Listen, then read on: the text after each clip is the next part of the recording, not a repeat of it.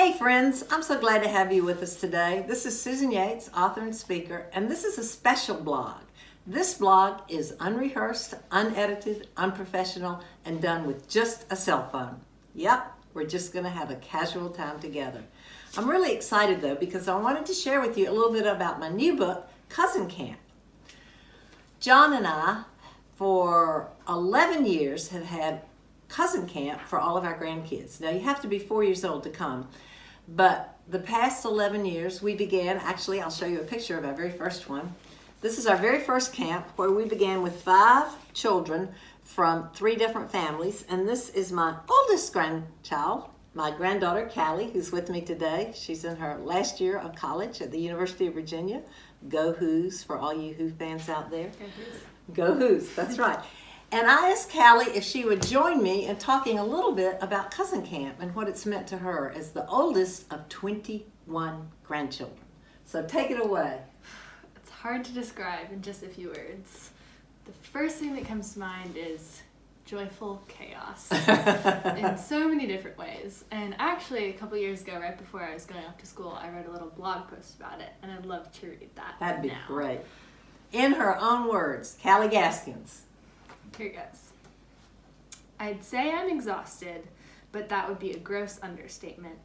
Exhausted, ecstatic, wistful, the list goes on. I'm less than 12 hours out from Cousin Camp 2016, and at this point, I don't really know what hit me.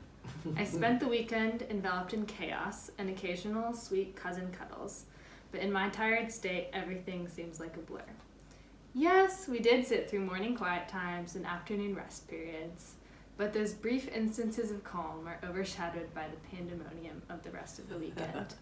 Traditions such as receiving fun t-shirts made by our uncle, a trip to the vineyard for a picnic, and the induction of new campers into the band of cousins were complemented by the introduction of teams for cooperation, not competition, as Guy insisted, to no avail, of course.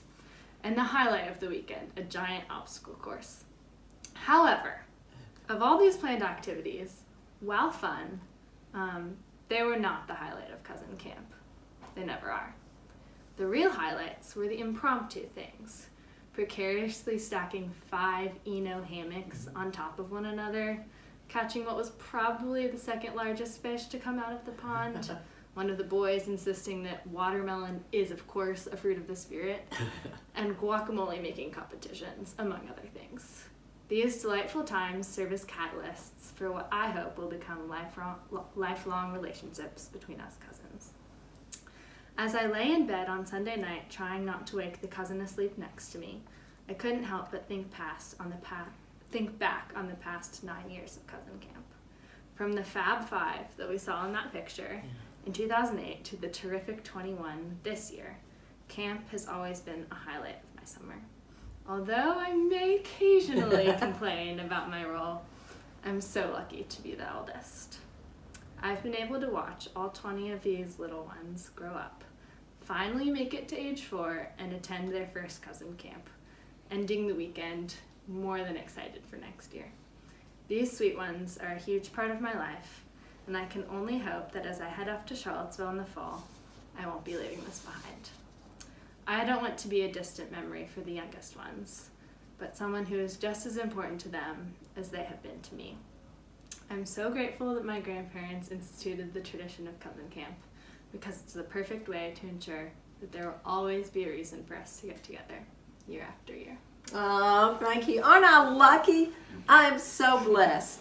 And we have lots of stories in cousin camp, all the things that went wrong, all the things that went right, and a lot of in between, and also ideas for just plain old regular family reunions or intimate get-togethers. So I hope you'll get a copy and let us know what you think. And thank you so much, my sweet daughter, granddaughter.